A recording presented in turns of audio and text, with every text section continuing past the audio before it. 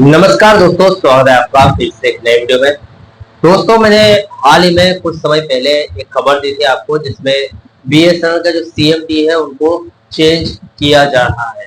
यानी कि हो सकता है कि वो जो सीएमडी है उनका ट्रांसफर हो गया है और नए सीएमडी को लाया जा रहा है, और नए जो सीएमडी है वो किसी प्राइवेट सेक्टर से आ रहे हैं। इसके विरोध में यहाँ पर यूनियनों ने अभी बीच में एक लेटर लिखा गया था आगे सरकार को कि हमें प्राइवेट सीएमडी नहीं चाहिए।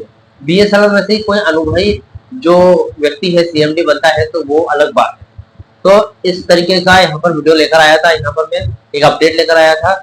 उससे जुड़ी हुई एक फिर से 12 मई 2026 की एक और अपडेट सामने आई है, जिसमें सीएमडी को लेकर अपडेट है 12 मई की, और साथ में एक और अपडेट है जो आईडी एरियर के बारे में। पिछले 4 महीने का आपका जो एरियर रुका हुआ है उसके बारे में है।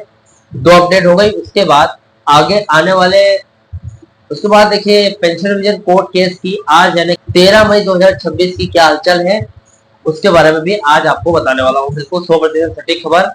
फिलहाल क्या चल रहा है पेंशन रिवीजन कोर्ट केस की, किस तरीके से पेंशनर्स की तरफ से तैयारी चल रही है या फिर किस तरीके से सरकार की तरफ से तैयारी चल रही है, आज इस वीडियो में डिटेल तरीके से जानेंगे। तो सबसे पहले तो चैनल पर नए हो तो सब्सक्राइब करें। मेरा नाम है सुनील शर्मा। जानकारी यूजफुल लगे तो एक लाइक करके जरूर जाना। चलिए दोस्तों, बढ़ाते हैं वीडियो को आगे।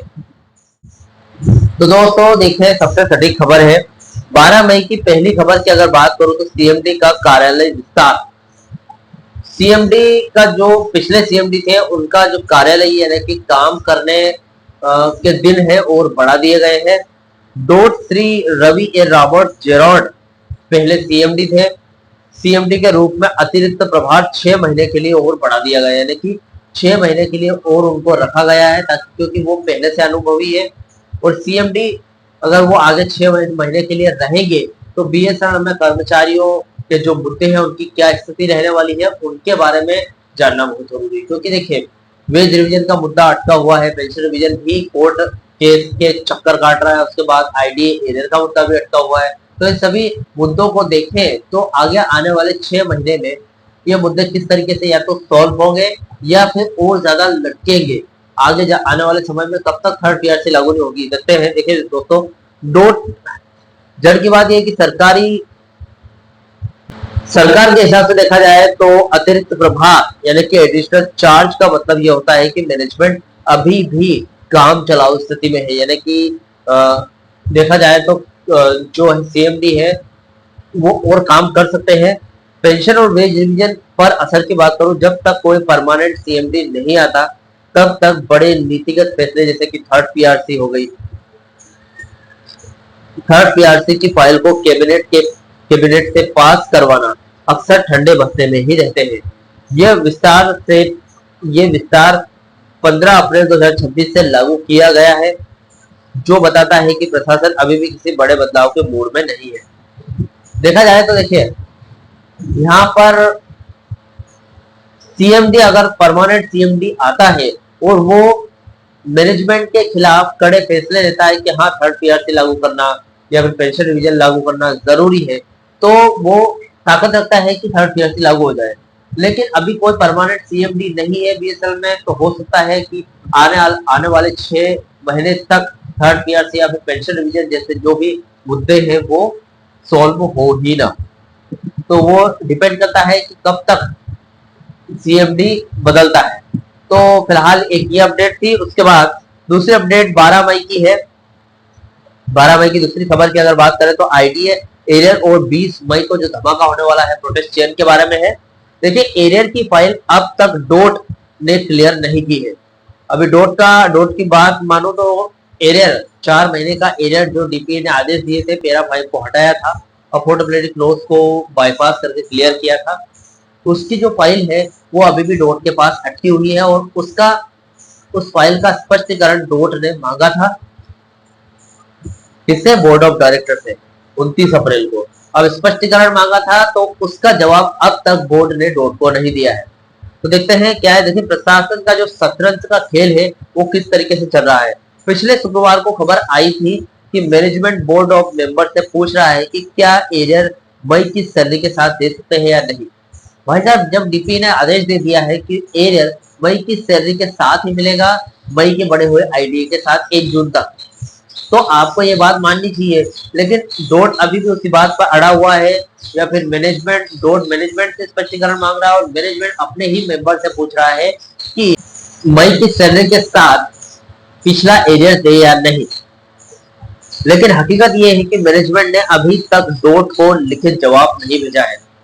अब लिखित रूप से जवाब नहीं भेजा, इसका मतलब यही है कि वही टाइम खींचने की कोशिश कर रहा है डोट, और फिर से फाइल को लटकाने की कोशिश कर रहा है। सटीक जानकारी की बात करूं तो ये देरी जानबूझकर की जा रही है ताकि कर्मचारी और पेंशनर शांत रहे। आंदोलन का रास्ता अभी देखिए, सब जब सारे दरवाजे बंद हो जाते हैं तो सिर्फ आंदोलन का रास्ता ही बचता है। इसलिए एयू और एबी ने ऐलान कर दिया है कि अब केवल बातों से काम नहीं चलेगा। 20 मई 2026 को पूरे देश में प्रोटेस्ट चेन का कार्यक्रम होगा ताकि मैनेजमेंट पर दबाव बनाया जा सके। इससे पहले प्रोटेस्ट चेन 30 अप्रैल को होने वाली थी, जो कैंसिल हो गई थी क्योंकि डीपीए ने आदेश जारी कर दिया था कि एरियल हम आपको दे देंगे। अभी इस चेन को वापस से चलाया जाएगा क्योंकि एरियर का लिखित आश्वासन नहीं आया था, यानी कि लिखित रूप से गारंटी नहीं दी गई थी।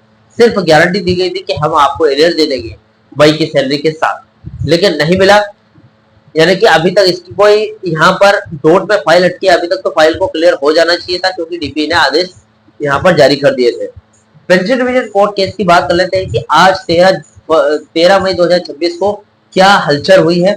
देखिए 11 मई की सुनवाई के बाद 11 मई को कोर्ट केस किया, पेंशन डिवीजन का यहाँ पर कोर्ट केस था। एक सब्सक्राइबर ने मुझे कमेंट किया है कि आपने तो बोला था 11 मई को कोई कोर्ट केस नहीं होने वाला है। तो देखिए दोस्तों, सब्सक्राइबर से मेरा कहना है कि मैंने ये बोला था कि अंतिम सुनवाई 11 मई को नहीं होने वाली है। ऐसा नहीं कहा था कि कोर्ट केस यहाँ पर पेंशन डिवीजन के बारे में कोर्ट केस नहीं होगा, होगा लेकिन अंतिम सुनवाई नहीं होगी। और ऐसा ही हुआ है, 11 मई को कोई भी अंतिम सुनवाई नहीं हुई है। कोर्ट केस हुआ, उसके अंदर क्या हुआ मैंने पिछले वीडियो में आपको बता दिया। लेकिन अभी फिलहाल 13 मई की क्या हलचल है वो आज इस वीडियो में बताने वाला हूँ।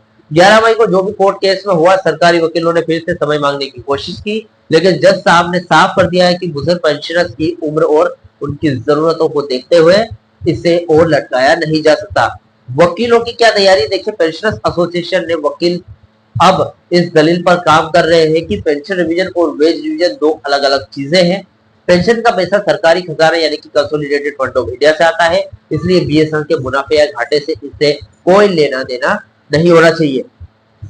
आज की हलचल यह है कि एसोसिएशन की लीगल टीम उन सभी पुराने फैसलों को इकट्ठा करी है जहां कोर्ट ने यह माना है कि पेंशन एक संपत्ति है जिसे रोका नहीं जा सकता। 25 मई की तारीख को फाइनल डिस्पोजल अंतिम निपटारे के तौर पर रखा गया है, यानी कि 25 मई को अंतिम फैसला आने वाला है। इसके पहले वाले वीडियो में आज से 4-5 मतलब 7 दिन पहले से मैं ये बोल रहा हूँ कि 25 से 27 अप्रैल के बीच में अंतिम सुनवाई होगी, लेकिन कुछ लोग ये फैला रहे थे कि 11 मई को अंतिम सुनवाई होगी, लेकिन ऐसा नहीं हुआ। ये मैंने साबित किया है।